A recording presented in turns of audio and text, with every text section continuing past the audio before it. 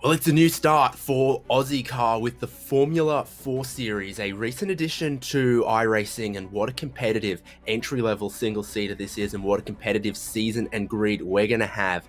What better place to kick off a new season of Ozicar than Winton Motor Raceway 2?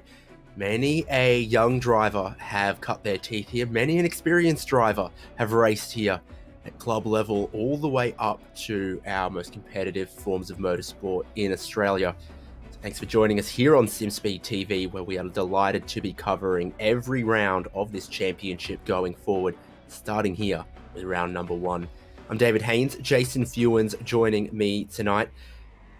Jason, we had an F4 championship in Australia historically. It's a formula that is very popular all around the world, and it puts a big focus on the drivers. Yeah, it definitely does.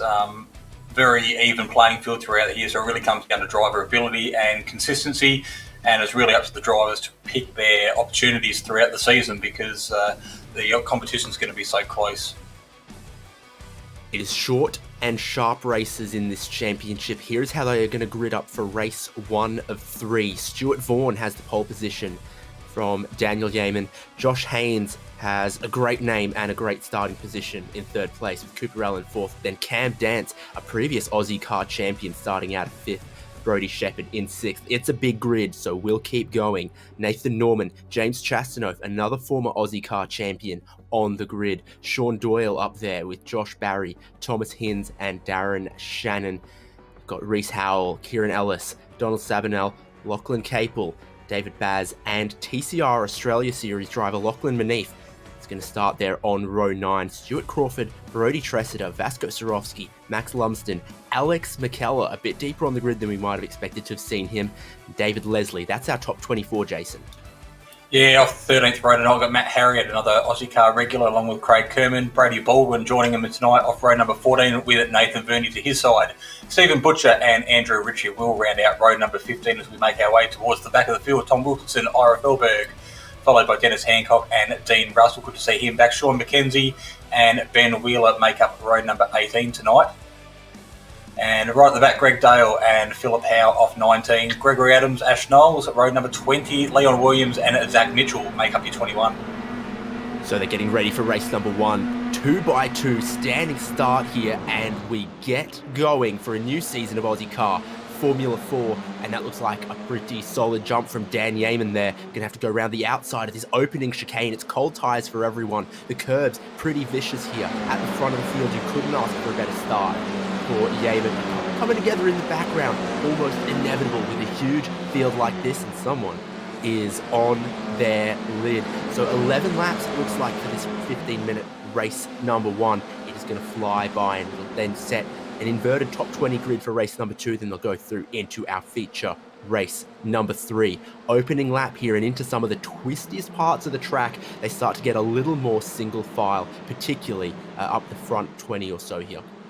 Yeah, new format, new cars, new track, and Aussie Car revamped. It's already proving to be elbows out towards the back of the field, as we can see lots of cars suffering a lot of damage and a little bit of separation throughout the field.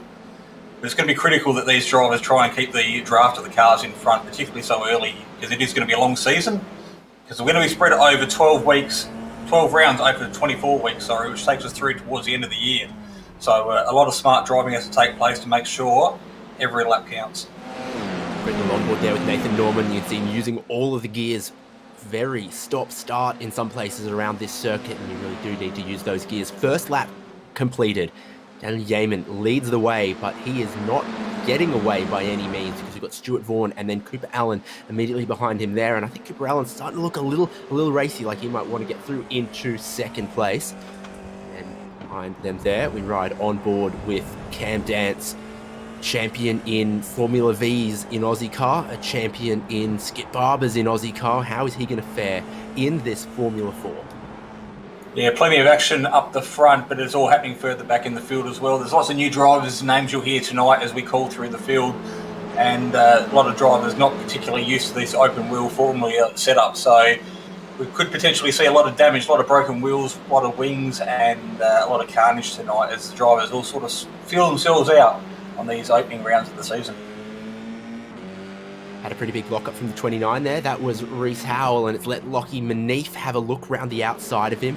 Looking for the crisscross over-under then to try to attack into the final sector. All of this over 13th and 14th place, and you can see little mistakes will go very, very punished in this championship. Drivers just stacked up in the back shot behind them, too wide, through the penultimate corner and then through the final corner. It looks like Manif has managed to make that work. This is up front. This is for the lead.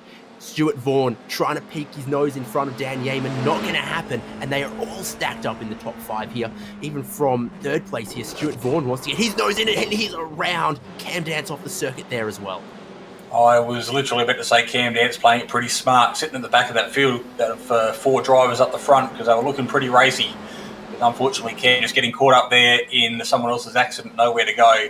But we've still got Daniel Yeaman up the front leading this as they go through the sweeping right-hander through to the infield twisty part around the back of the tree. Can go too wide here, these cars, but you've really got to have the trust of the driver to your left if you're trying to go around the outside. Oh, what a spin there, out 3rd place. Who's dropping backwards? It's Josh Haynes. So he'll rejoin, doesn't look like too much damage, but again, nothing in the way of paved runoff here. So easy to get your tyre on the wrong side of that curb and maybe loop it around. And like I said, no mistake is going to go unpunished here. Look at how many positions he's lost from just a simple, quick little spin. Immediately right back into the pack in 16th place. Yeah, well, it just highlights what a little mistake and how critical it can be. So he's obviously got the pace and he's qualified well and was running up the front, but it's one thing to put in a clean lap in qualifying. It's another one to make some clean passes, particularly on a tight, twisty little circuit that is Winton. Our eyes up front here. Dan Yeaman looking at the back of his Formula 4. Cooper Allen's nose searching, looking this way. Oh, and that is way wide. Is that going to be a spin from Yeaman? Either way, he's missed the apex and he's back in 2nd place. I think he's caught it. But that is not an optimal line through the quick left-handers there. He's back in 2nd place. Really got a great initial launch from that standing start. That's what got him to the lead. Now he's a bit further back. Barry has had a little bit of contact, rejoins with millimetres to spare as well. Yeah, that rejoin was more luck than class, I think, so got away with it there. But just got to be very aware of your surroundings as you make your way back onto the track. We jump on board with what is one of the locked-on cars, Ozicar regular Nathan Verney, currently buried deep in the field back in 22nd, but he is up 6 spots, as you can see on your screen at the moment from his starting position. So opening 4 laps so far has managed to keep it relatively clean and pointing in the right direction. So up 6, you won't be disappointed with that at this stage. Laps fly by, 5 minutes complete, just grazing. It's got to be, no, it's Brodie Tressida, all right. I was going to say Sean McKenzie, given it's a McLaren tribute. That's how also with a bit of a problem at turn number 2. So easy to get too much curb through there. You can get rewarded in lap time for popping them just a little bit. But we are going to see, a little bit of wheel-to-wheel contact actually, and potential minimal damage there into the wall for Reece Howell, but plenty of track positions and time lost. So he might just be thinking about getting this home and resetting for race number 2, which is going to come up in 6 short laps. So we're already nearly at the halfway point at 5.5 laps through this race. So they are flying by relatively quick on this short little track, and it is very well suited to these little Formula 4 cars, putting on a great spectacle for everyone here tonight. A little bit of dust kicked up there as we make our way around the last corner onto the main straight. A lot of dust kicked up there. Those tyres might be just getting a little bit warm and overworked at this stage of the race. Possible. Track temperature's pretty cool, as it probably should be for this time of year in Winton. He says like a true Queenslander, I guess. Things are looking good for Cooper Allen. Things are not looking good for Lachlan Capel, as he is into pit lane, presumably with a bit of damage. I think he might have been in the wheel-to-wheel contact with Reece Howell, potentially, back there. Move going on, and you can see the revs and all the gear shifts that go on from Sean Doyle's perspective. This is just shameless fan service that director Jay Kennedy has given us right here. Shout out to Donna Doyle, who we know is watching on and cheering on her son here.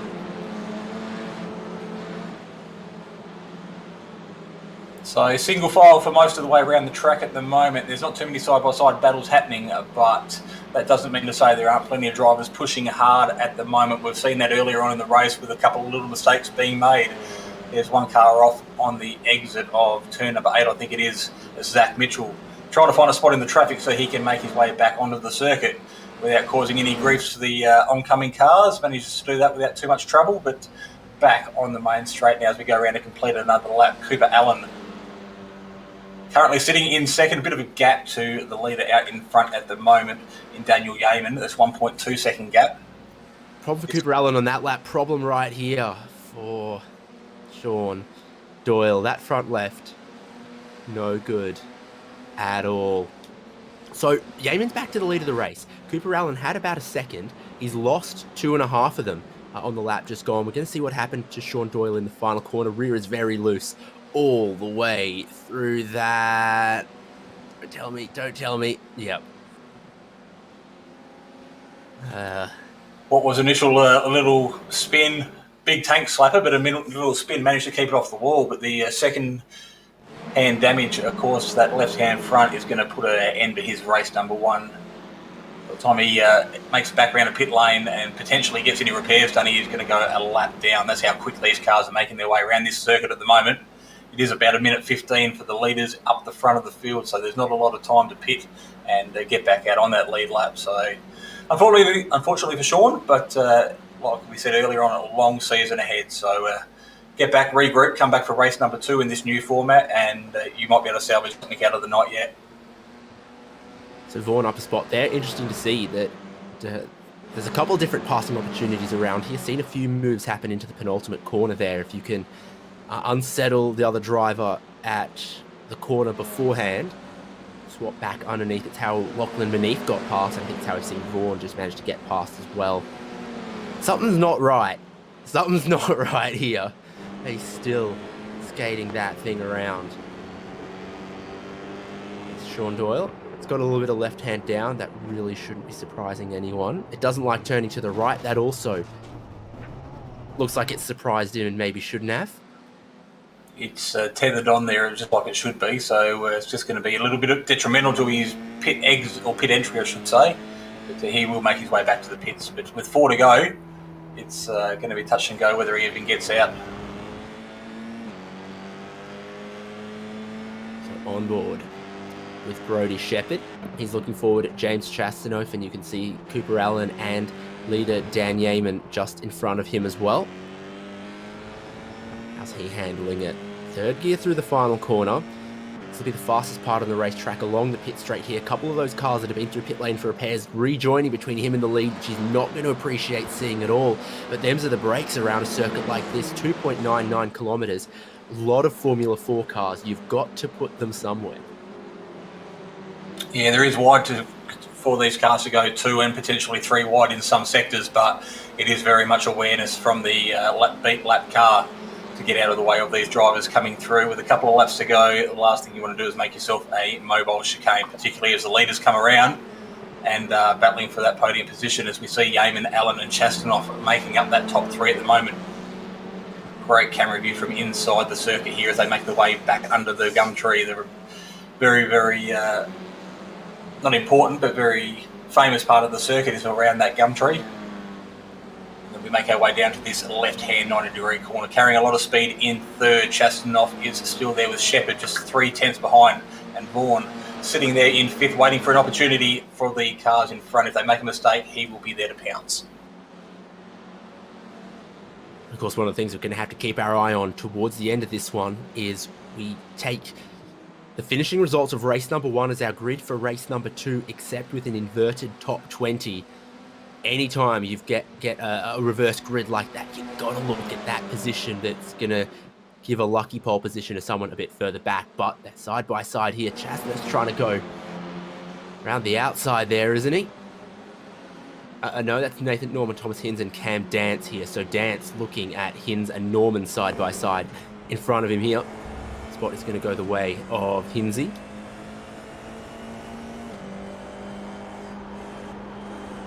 We jump on board with Cam Dance now. You can just see how much he is working that the wheel with those little inputs. Sees an opportunity down the inside, big dive for Cam Dance. Manages to get the job done without a brake lockup, which is easier said than done in these cars. Because they are quite light, zippy little things. They do pull up well, but they do actually tend to lock a front brake as well. So job done there. His next target down the road is Thomas Hinds.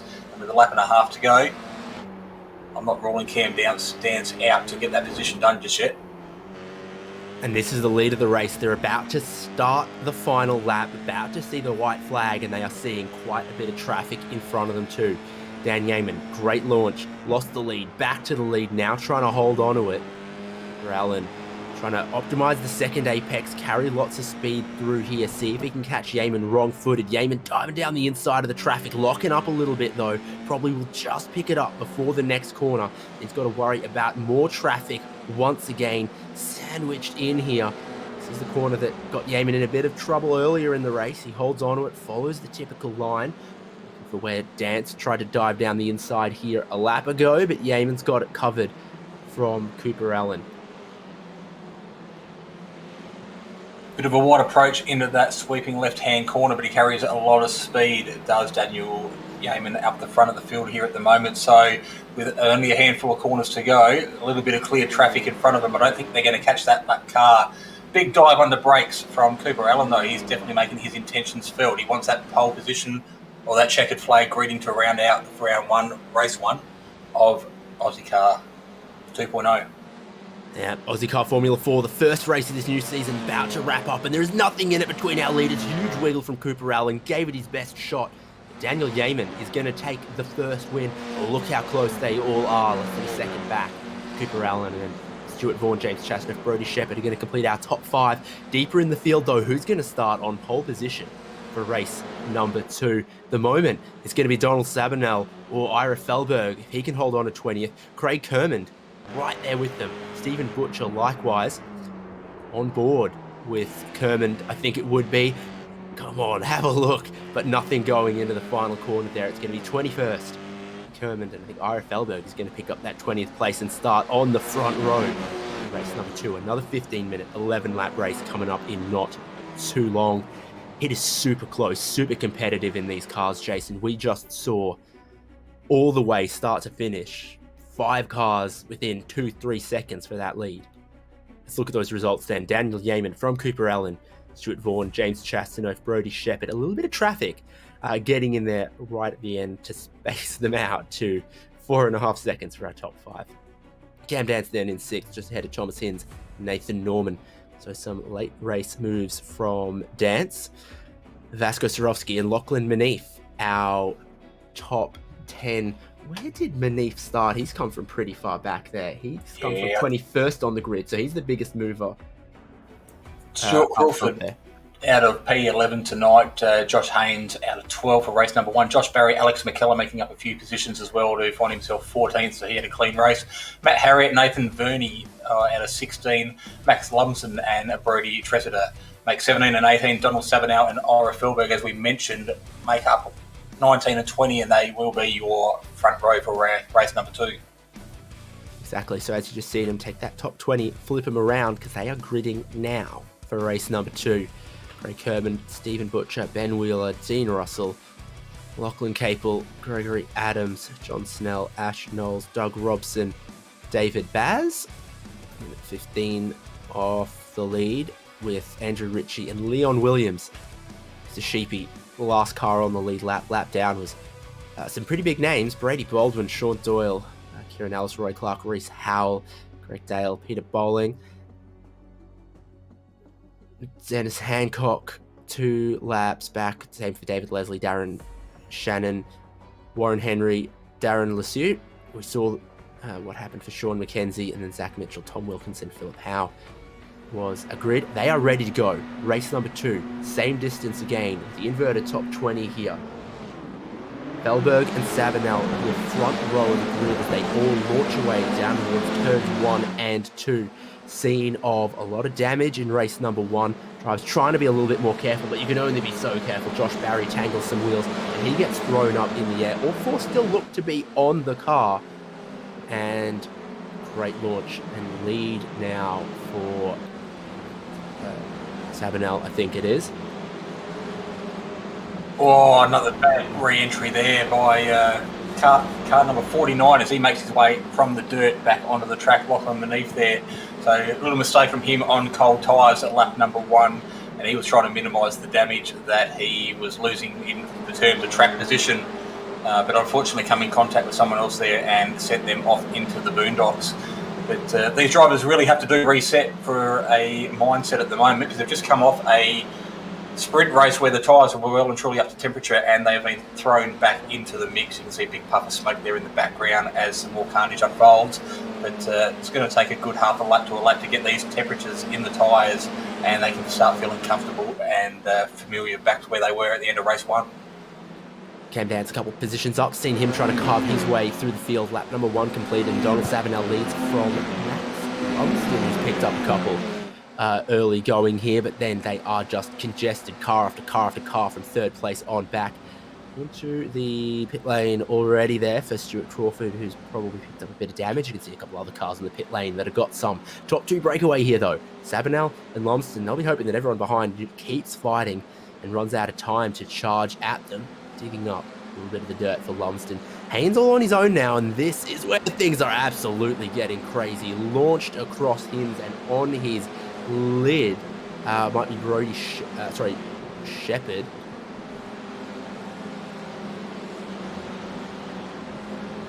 Yeah, spectacular way to start lap number 3. Not the way that they particularly wanted to see things unfold, but Shepherd there resetting himself back to the pit. So I'm not even sure whether these guys actually have a fast repair to use in these sprint races. I wouldn't have thought so. So bad consequences there. They do actually have a fast repair, so we actually might see Shepherd back out, but he is going to go a lap down. Jump on board a VRS at Virtual School Replay now and have a look to see how things unfolded in the lead up to that event. Cooper Allen takes it easy through turn number 1. Into turn number 2, the right-hander carries a lot of speed. They're 3 wide in front of him, looking where to go. To the right-hand side. What can you do? Not a lot. Yeah, he was well and truly committed. He was on the racing line, and the car in front just happened to get a little bit loose and found himself horizontal across the track, and just used it as a launching pad to get that Formula 4 car up in the air, and the end result was upside down on his lids, like you said. So anyway, we're back to live pictures now. We are on lap 3 of 11 again already. A couple of big movers in this race as we look at car number 72, who is Ira Philberg. He started off the front row of the grid. He has made his way back to P8 at the moment as a couple of drivers make their way through. So Ira's keeping things relatively clean. That might be his game plan for tonight. He's well renowned for having some clean racing. Craig Kerman gets himself up on the curb. Once you get up there, the car bottoms out, and it's pretty hard to get yourself back on the track, but he does a good job of doing just that. So Kerman up at 7 spots from his starting position here in race number 2. Picking him off, Stuart Vaughan went around the outside of Kerman, now trying to go around the outside of Ira Felberg. So that's going to put Vaughan up a couple spots potentially. He's going to come to the line and update some of the timing. A bit higher up, Cam Dance, where is he hunting? Behind Alex McKellar and Thomas Hinz. Some quick guys here over 3rd, 4th and 5th. And they should be hunting down 1st and 2nd, but it didn't happen on that lap. They're squabbling amongst themselves here. Yeah, Alex McKellar sitting 3rd on track at the moment. He is some 5.2 seconds behind the leader as the front 2 have well and truly made themselves a bit of a break at the moment. So McKellar being the best of the rest. He's got Thomas Hinz, Cam Dance and Nathan Norman on his tail. They're all separated by 1.2 seconds. So the action is a little bit further back from the leaders at the moment, with fighting for the final spot on the podium. Don Savinel leads. Josh Haynes right at his rear wing. Great opportunity for a win here for one of those guys. They're battling over 3rd as well. McKellar losing his 3rd spot. Hinz gets down the inside. Dance gets through. Norman looking to absolutely railroad him there. Down the inside of the penultimate corner. He's going to just hold him out a little bit wide, and that could just keep going. It could be just a non-stop circus rider pain there, because you've got Nathan Verney, Daniel Yeaman. Very, very strong performance from him in race number 1, and he has been working his way up through the field in race number 2. That looks like Haynes threw into the lead. This is how it happened. It's a little bit of dirt kicked up from Donald as he made his way onto the straight. That just gave Haynes a bit of a sniff. Gets a good run down past the pit wall. Fakes right and then goes left as you see him dive into turn number 1, and he has been looking pretty racy the last couple of laps. He's up 9 from where he started race number 2, so good clean move there done. I don't think Donald put up too much of a fight, so he wants to live to see another day. So 2 litres of a nice healthy gap at the moment. And there's no more invert after this. The results of this set the grid for the feature race. So it's all good from here if you can move forward or hold on to some of your position. So Gaiman is moving forward again. He's in front of Chastanoff and Nathan Verney at the moment, trying to size up McKellar for 6th next. Here's Hins in 3rd, Dance in 4th. These two, how many different cars do you reckon they've raced against each other in over the years? Dance trying to make that move that we saw work for the lead down the inside, and I think Thomas Hins says, on you go. I am not going to be throwing away potentially a top 5 result here, and as I say again, a good starting position for race number 3. Yeah, Cam Dance has been around Ozicar pretty well from its inception, so he's well known amongst the other drivers here on track tonight. As you said, Thomas Hins and he have probably done plenty of laps within the same vicinity of each other, so plenty of respect shown. You see the car 262 there. I think that's Nathan Verney in a bit of a battle. Oh, Vasco Sorofsky try to hold on to it. He can't quite. A little bit of contact made. Broadside in the circuit. You see off the circuit there, Stuart Vaughan. He gathers it up. So it looks like everyone's got their wheels on their wagon there.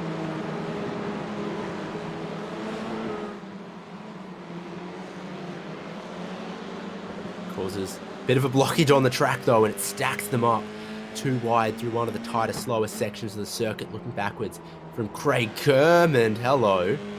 It's an exciting view. Missing the braking zone a little bit was Ira Felberg, I think. Car number 72 that was. So Ozicar racing team driver there, just going a little bit hot under brakes.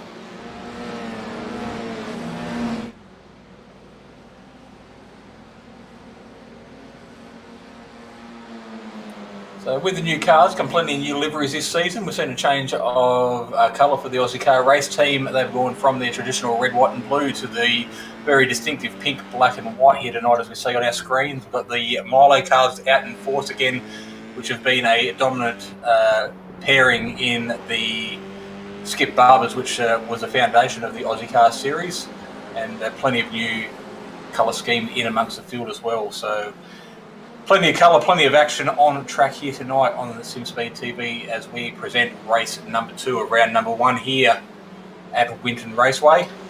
Very racy back in the field. This is Capel and Verney fighting over 9th and 10th. So they are battling for a top 10 position here and putting it all on the line as we have 5 laps to go. Lockie Manif behind them there, and Stuart Vaughan again, we've also seen pretty quick. Was off the track, lost a bit of time, a couple spots early, so for him to maybe come back, that is off the track and losing time and losing spots. For Andrew Ritchie, okay.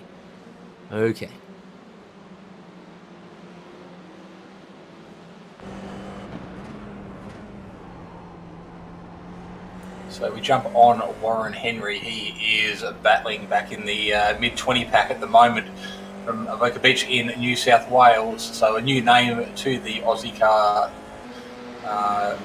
family, cutting his teeth here tonight for the first time, and he has got his hands full, making up a couple of positions there as we just saw Andrew Ritchie run wide towards the end of that last lap. But car off on the right there, you've just got to be careful on that rejoin as he comes back on the racing line. A couple of cars have to take evasive action and go out into the marbles to avoid the contact. Ritchie has a look under brakes and sticks his nose down the inside, but decides to back out of it. That is car number 769. So he's working his way back through the field after a little off-track excursion late in the race. Have to clean up those tyres because there's plenty of dirt on them, so it'll take a little A little bit for them to get back up to speed, but he's tucked in underneath the back of this little battle pack at the moment. No doubt hoping for some contact in front so we can make his way back through the field. Switch back and a dive there.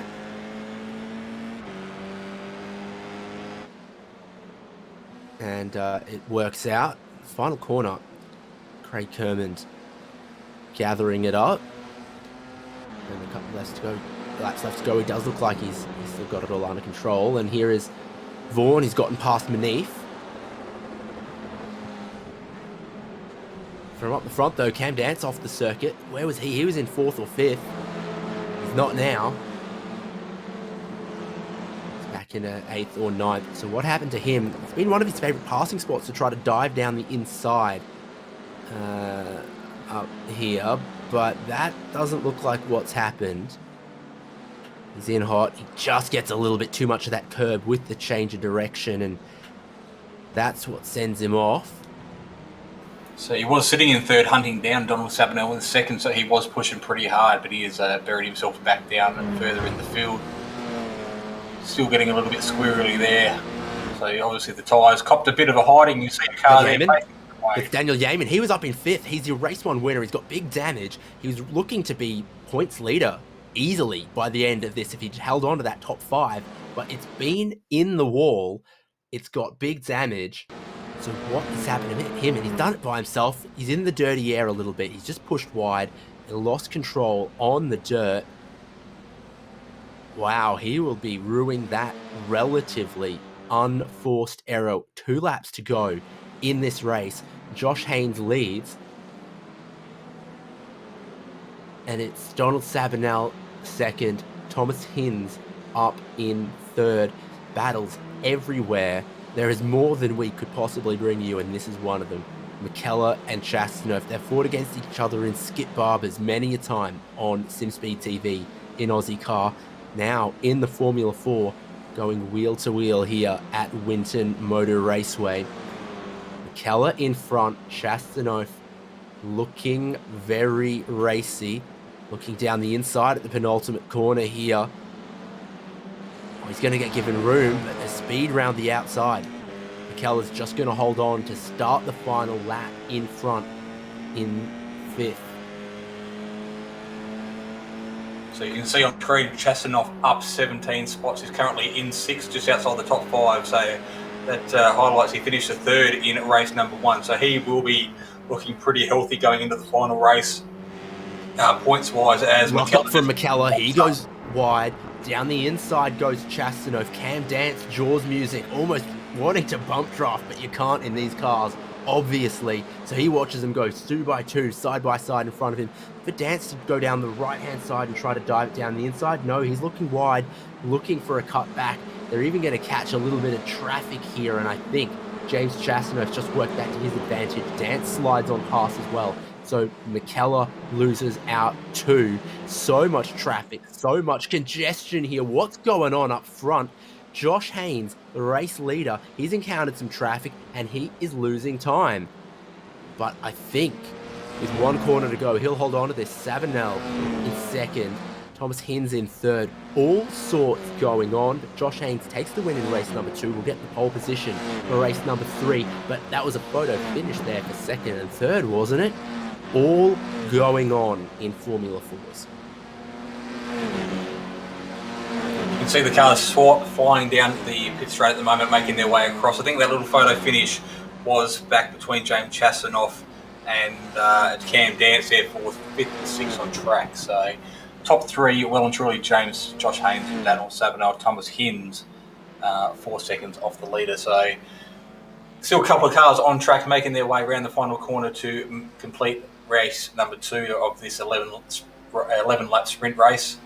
It's Adams, Henry and Ritchie as they make their way across the checkered flag to complete the race, and we wrap up race number 2 here at Winton, ready to come back and do it all over again for our feature.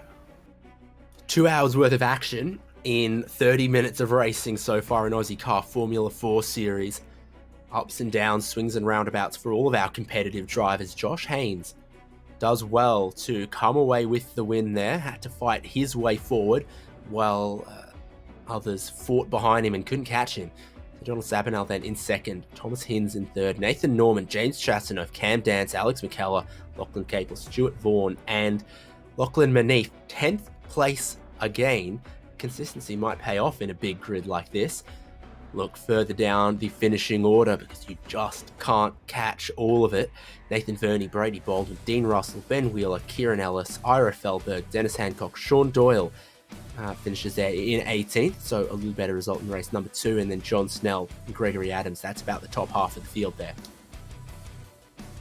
So we make our way down quickly. Warren Henry, Andrew Ritchie out of 22. Roy Clark follows his teammate across the line with Zach Mitchell, Darren Shannon, and Matthew Harriet in 23, 24, 25, and 26. Vasco Sorowski out of 27 as he crossed the line. Greg Dale, Daniel Yeaman after a great race at one, coming home 29th, and Stuart Crawford, first of the drivers off the lead lap in P30. It's Doug Robson, Tom Wilkinson, Peter Bowling, Brody Tressida, Cooper Allen after a great race one in P35. He is a lap down here in race number 2. David Baz, Darren Lassou, Reese Howe, Craig Kerman, and Stephen Butcher make up your top 40 drivers here this evening. David Leslie, Ash Knowles, Brody Shepherd, Sean McKenzie, and Max Ludston. And the non-finishers tonight, Josh Barry, Leon Williams, and Philip Howe. There's 48 cars entered here tonight. It's going to be absolute chaos here on the feature race tonight as these drivers try and sort themselves out for the all-important final race. Thank goodness for our drivers, though. They've got a couple of minutes right now to catch their breath, and we can bring you up to speed with what is going to be happening for the remainder of this season of Ozicar Formula 4. We are at Winton right now for round number 1, obviously, and then in 2 weeks' time, Sandown. How exciting is that going to be? Between now and 2 weeks, it arrives on the iRacing service. It will be very shiny, very exciting for all of the Australian and New Zealand and down under racing fans. And I reckon it'll go pretty good for these cars, honestly. So that's very, very exciting.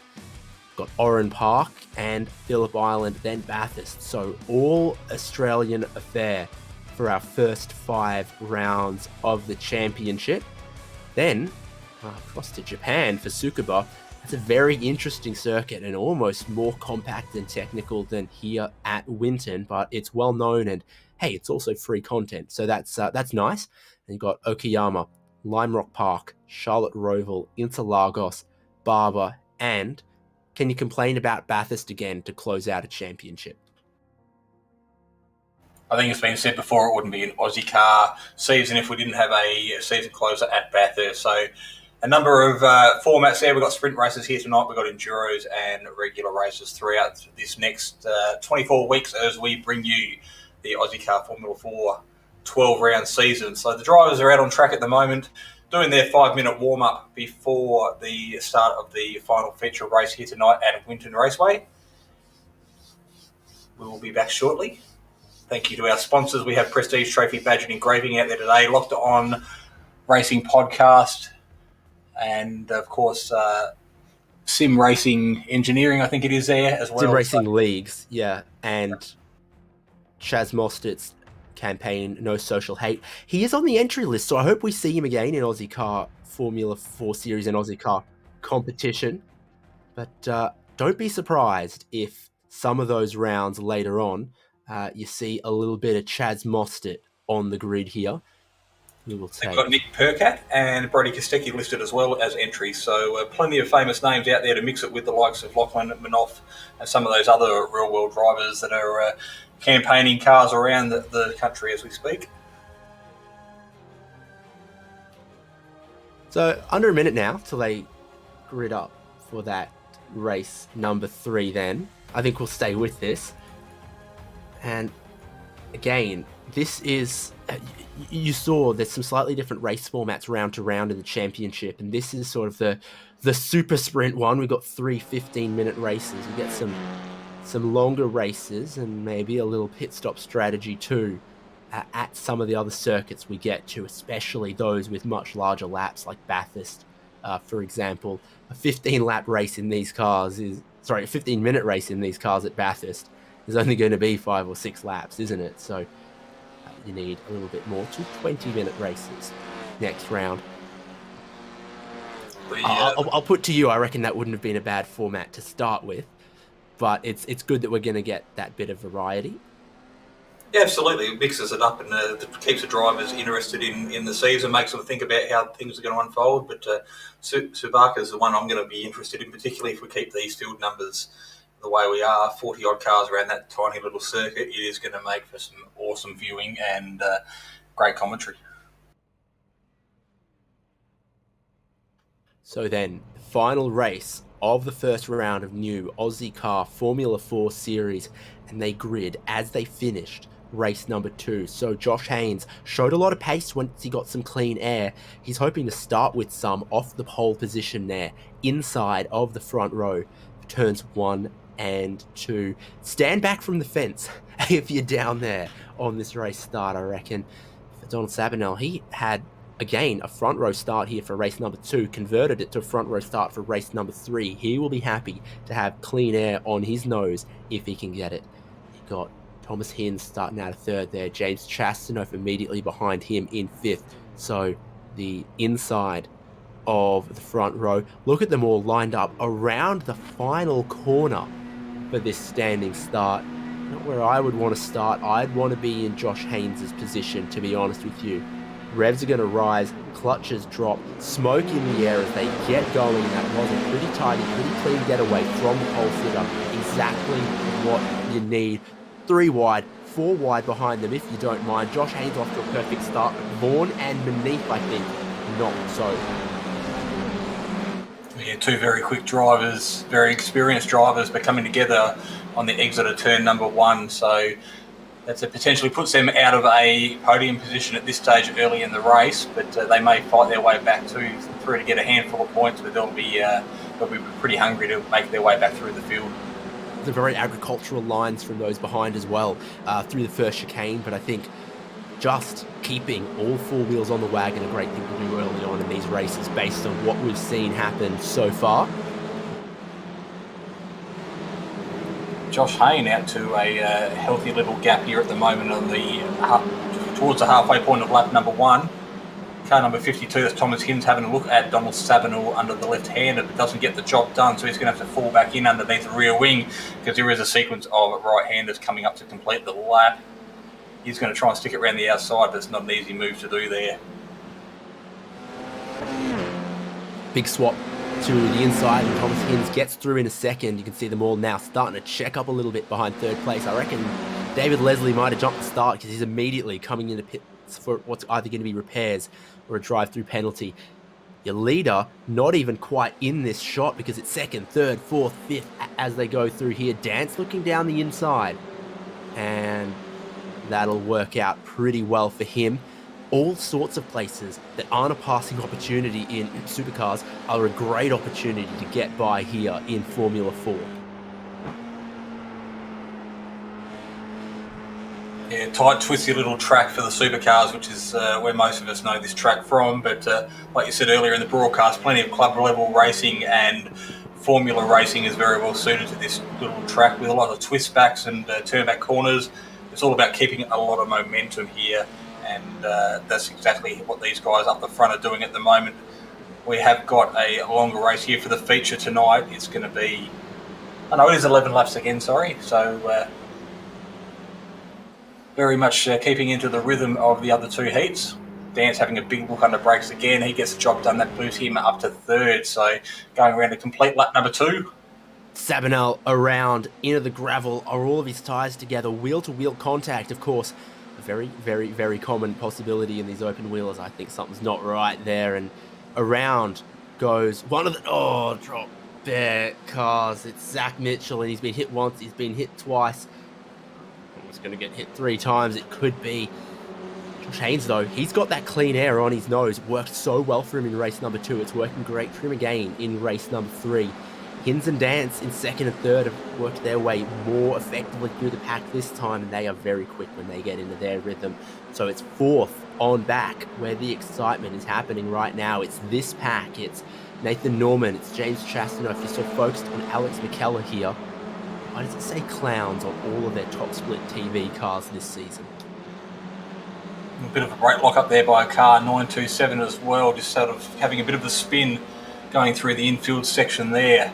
But he is back up underway again. That was Andrew Ritchie, just losing a handful of positions, but doesn't look like there's any cosmetic damage to the car. Just I think he might have stalled it the way it pulled up, but he's back in position 19 now, with plenty of pressure coming from Cooper Allen sitting behind. So he'll be watching his rear mirrors, just trying to do their absolute best to stop that pass from happening. But I think Cooper's had a good run here on the inside and gets the job done under brakes. Oh, what a view we got from that nose camera of every angle of this new Formula 4 car. It's less than 12 weeks old on the iRacing service. This is that battle second and third. Hins is in second.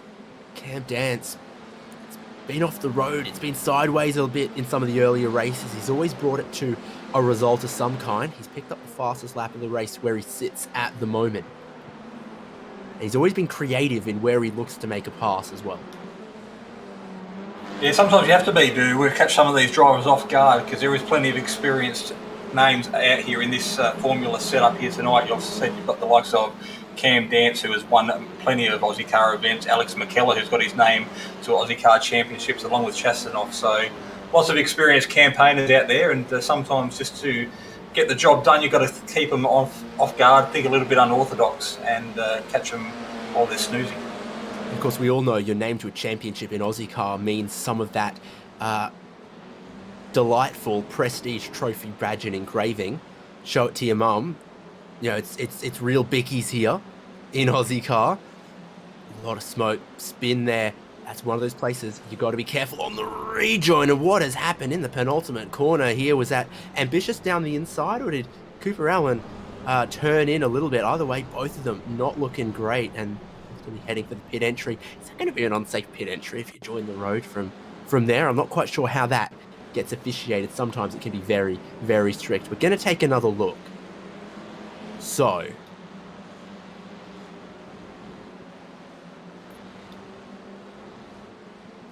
yeah, no, from that angle, Cooper Allen in the 19, every right to be a little cheesed with that manoeuvre. I think Donald Sabinow would have been rubbing his hands together. He was the green car in that, who just sort of avoided all the carnage and went underneath on the racing line as the event unfolded. So battling for 19th and 20th back there. They were battling for pretty hard, considering they weren't up the front fighting for a podium, but that's the nature of some of these drivers here. Every point counts, and as a result, a little bit of carnage and some off-track action as well. On the brakes for Lockie Manif, trying to get down the inside there, but if you're not far enough up, looks like there is good grip around the outside. Might have baited his opponent into a mistake, who gathers it up. Manif goes ahead of Nathan Verney and into 9th place. He's finished every race in 10th so far. Now he's up in a 9th. We'll hold on to that. Nasty curbs off turn number 2 there. And Brady Baldwin manages to survive them. He's got Alex McKellar and Lachlan Capel bare knuckle boxing in his mirrors at the moment.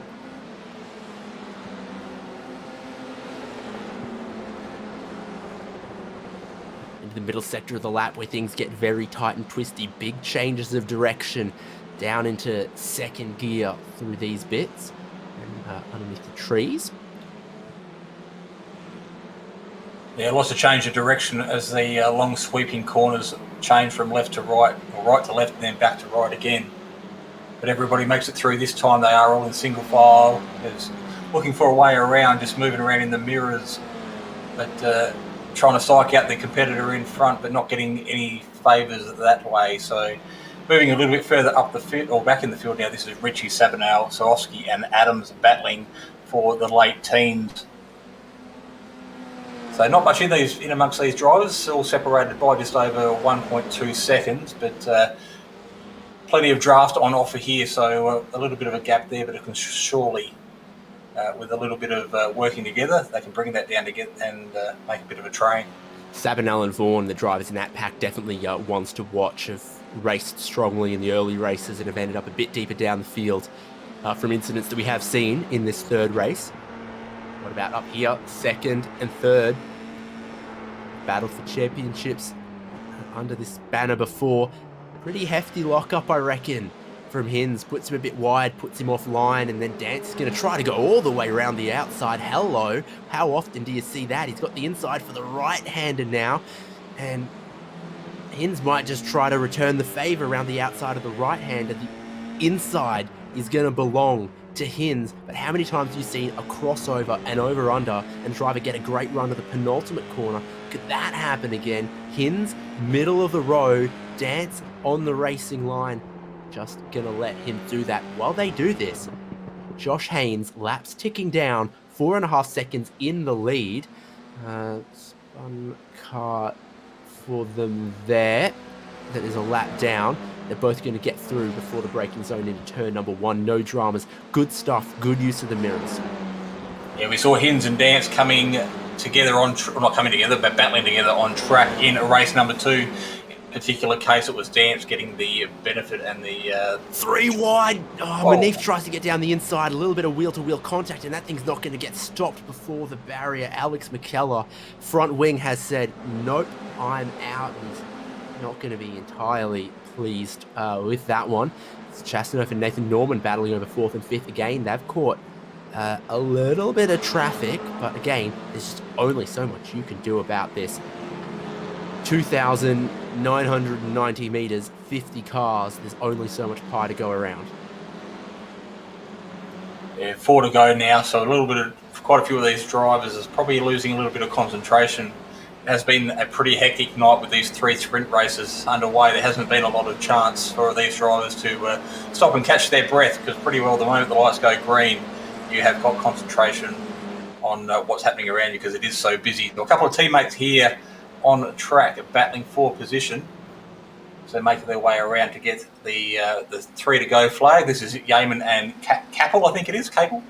Yeah, Yeaman had a big lock-up to try to avoid the rear wing of Lachlan Manif, and that's where he lost his momentum and his teammate went on through. They are not done battling for 2nd and 3rd, and the way they go about this here, they're not catching the leader, Josh Haynes, who might go for back-to-back wins the way it's looking. Never say never, though. We've seen, for example, Daniel Yeaman spin and crash out of what looked like it could have been a certain win.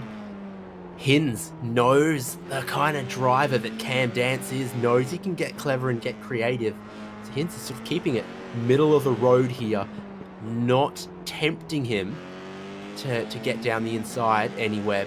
But as they do that, it means Hinz isn't optimizing his lines, not optimizing his speed. Not going to get caught from behind, and they're not going to catch in front. This is for bragging rights almost, and there is nothing in it. Dance is going to look to the inside. He's not. He's still waiting to try to set up Hinz somewhere else. 3 to go. 2 to go. On screen, James Chastanoff there in a healthy little battle with Nathan Norman. Nathan's proved to be a very quick driver here tonight. Big spin on what was the old pit straight, but he manages to keep it off the racing line as the dust of the tyre smoke clears as the drivers make their way through. Dance still looking pretty racy here on the back of Thomas Hinz. Lap and a half to go before the drop of the checkered flag, so if he's going to make a move, he's going to have to make it relatively soon. A couple of lap cars are just potentially getting out of the way to stop this little battle from going any further, but everyone gets out of the way, and the 2 drivers in 2nd and 3rd are left to battle it out without too much drama. Looks like some teammates from White Knuckle here battling over 12th and 13th. Hancock in front of Doyle. Used to seeing them in sort of a white, silver, metallic. Now they've gone and taken on a slightly more Australian flag, potentially themed livery here. Not bad from either of these guys. +5 positions in this race.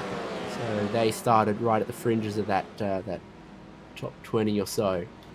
They're up into 12th and 13th. Final lap. Don't think anyone is going to take it away from Josh Haynes, but Dance still trying everything he can to get around Thomas Hinz here. Gets a good run through 2nd. There's traffic, but it doesn't frighten him. He'll get to the inside for turn number 3. Almost squeezes Hinz out and off. Dance is slowing up. But I don't... Oh, it'll be difficult. So difficult to address in this kind of situation. There's so many other cars around. Chastanoff and Nathan Norman are in between as well. So what can Dance do? He wants to be sporting, but it's not easy to do that. It is a mess and a glut of cars over third, fourth, fifth here as they work their way underneath the tree. You're looking at the 96, Nathan Norman, fourth. He's got Chastanoff in third, right in front of him. They're working their way past some traffic that throws itself off the road and out of the way. Battling behind there as well between Manif and Daniel Yeaman. What about all the way up front, though? Josh Haynes is about to get the checkered flag, about to become our first back-to-back race winner in Aussie Car Formula 4. He's off to a good start. He got that clean air on his nose. He got that clean track, and he managed to do something with it. Cam Dance is waiting for Hins. That means he's going to give away some other positions. Chastanoff's going to grab second. Norman's going to grab third, I think. What all happens between the final corner and the line there? Yeah, like you said, it's a very difficult situation there. Cam, being the sportsman that he is, wants to do it cleanly, but as a result, has had to sacrifice a couple of positions and effectively a podium there, handing Chastanoff and Norman a step onto the podium. A bit further back in the field, Ira Felberg there crossing the line. This is a battle for 1920 between Adams and Shepherd, making their way out. A little bit of dust kicked up, but Shepherd unable to get the job done there. He looks for an opportunity, but not close enough as Barney waves the flag down. This one might be Knowles and Tressida. 23rd and 24th, another little two-car battle here on track, and they cross the line in 23rd, 24th respectively. Yeah, Ash Knowles had, I think, a scruffy 2 final laps there, so he might have picked up some damage and just tried to nurse it home. One of the last cars on the lead lap there. Let's look at that schedule again. So S is our sort of, I want to call it a super sprint round with the 3 races. Then we've got some coming up that are going to have 2 20-minute races. And then, of course, your big tracks like your Bathurst. We go 1 50-minute race. Looking forward to that. Let's just get a bit of clarity around the end of that race there as well. So here you got Hins in blue and red in second. Cam Dance in third. Past the traffic, Dance gets to the inside, looking to outbrake. There's not a lot of overlap till they're in the braking zone. Dance loses the rear a little bit, slides off the apex, and moves Hins off the circuit, over the crest, and out there. And of course, Hins loses a big chunk of time. A rallycross car, these are not. This is what it's going to look like from Hinsy's perspective. He goes middle of the road. Dance is coming at him, but Dance sort of only has front wheel to rear tire at the braking zone. Yeah, in a tin top or a sedan, you might get away with that, but these open wheelers, a little bit of contact, and quite often you just push off the racing line out into the weeds, and that's exactly what we saw happen there. So kudos to Cam Dance on this opening round of the 12-round series. He's relegated himself back a couple of positions, and it gave that to Thomas Hins, as you can see there, going from what was effectively second on track to cross the line in 5th. Results of race number 3. Josh Haynes bags another win in the number 41. Fittingly, number 42, right behind him, James Chastanoff. Chasty's best result after race 1 that didn't go his way there, and Nathan Norman in 3rd. Hins and Dance end up 4th and 5th after that final lap. Shenaniganry, etc. Brady Baldwin, Daniel Yeaman, Lachlan Manif, Lachlan Capel, and Nathan Verney round out the top 10 there.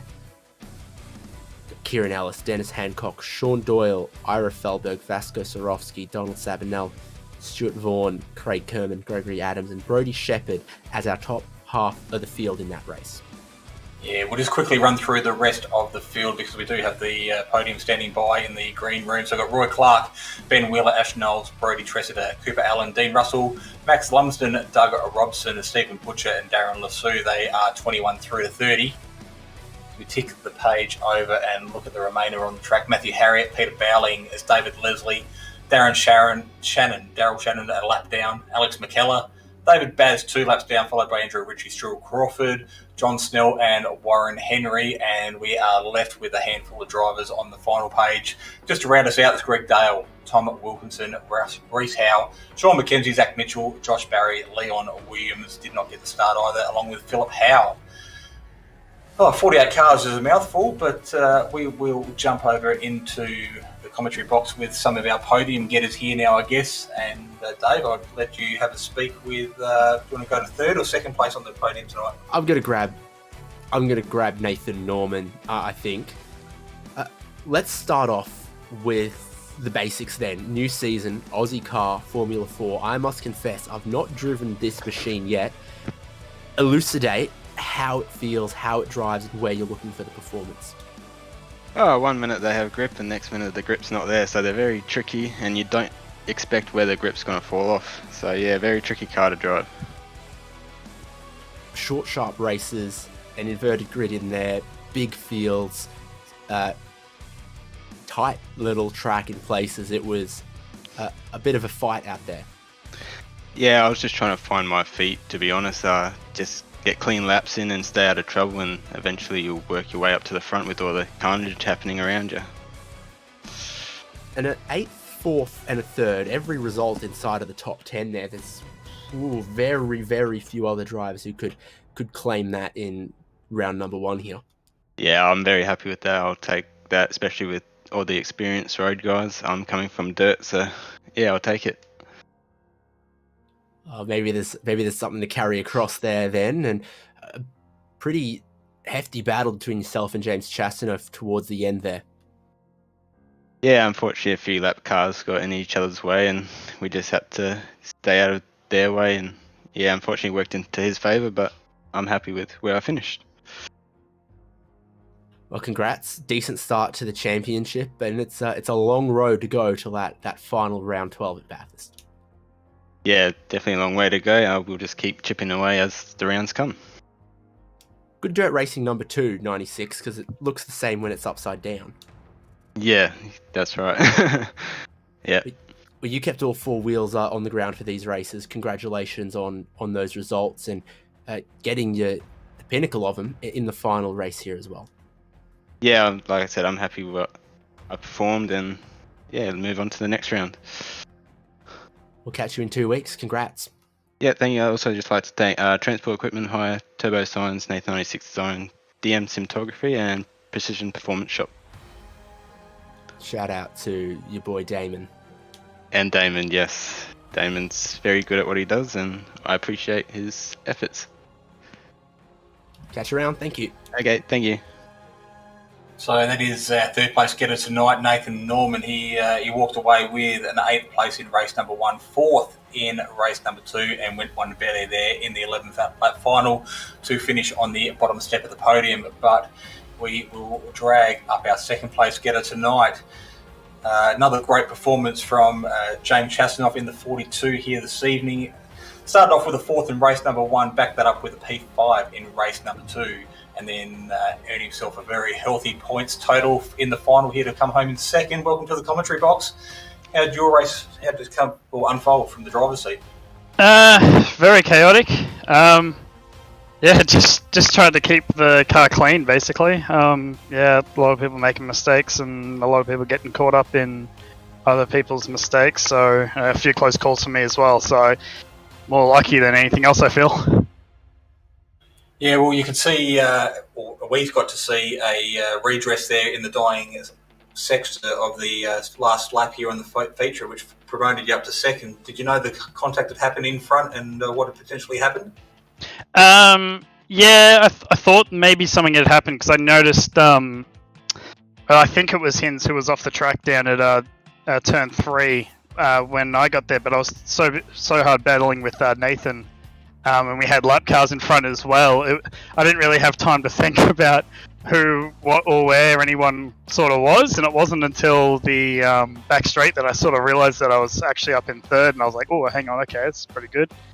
And then, yeah, when I saw Cam back off out of the final corner, I thought, okay, he must have been involved, or either he's got damage or he's redressing. So, yeah, it's kind of hard to work out what's going on. There's so much stuff going on, especially with those lap cars as well. So, yeah, a bit tricky out there. Yeah, well, I think you've had a couple of seasons off Aussie car, so you're back in the mix now. Only one car of 48 in the field tonight, so there was plenty of carnage on track. It didn't matter where we looked from the broadcast point of view. There was a battle going, or there was some little skirmish happening, but you managed to keep your nose clean, like you said, throughout the races 1, 2, and 3 this evening, and walked away with a very healthy start to what is going to be this 24-week, 12-round series. So playing the long game, but off on a very healthy start. Yeah, it's pretty fortunate. I don't know how well they'll hold up. There's a lot of guys out there who are very, very quick, so maybe on the more open sort of circuits, they're probably a bit safer, and they'll probably show their speed a little bit more. This track is kind of hard to pass, so it's sort of easy to defend as well. So I guess we'll see what happens. Typically with the series, it seems to be just keep the car clean and just keep getting consistent good results, and things tend to come to you rather than you having to really push for just single positions, and that sometimes it's safer to just hold back. So yeah, see how we go moving on.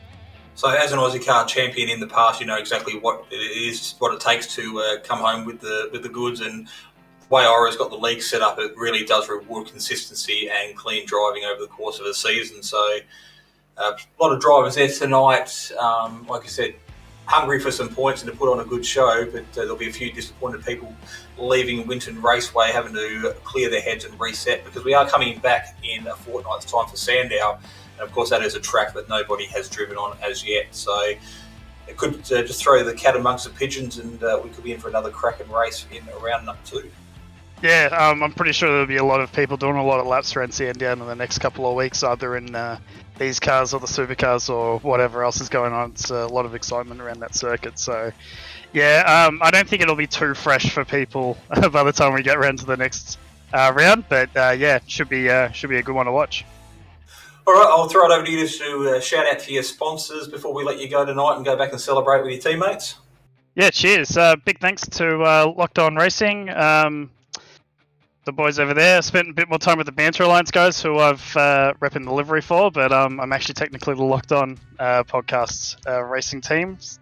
Our sponsors are Bay 21 Coffee, VFS, Vehicle Finance Solutions, TR Wicello Constructions, the Locked On podcast, CD Cinematography, and Brewster Coffee as well. So big thanks to all them, and thanks to both sets of teammates as well for all the support throughout the week, and hopefully it'll be a good season. Okay, second place getter tonight, James Chastanoff, starting the season off with almost a perfect start, taking a big haul of points. We have got ourselves back here again in a fortnight's time, and we will be visiting the newly released Sandown Raceway in the eastern suburbs of Melbourne in Victoria. It'll be exciting, another track that's going to be very well suited to these cars, David. Yeah, we also got Thomas Hinn standing by. He got a podium in race number 2. I wonder if that's good enough for Jay. Let's grab him. Hinsey. Hey. Every result inside the top 10 there. Tough to do with cars spearing off the track here, there, and everywhere. Maybe yourself included at times, and a 40-plus car grid.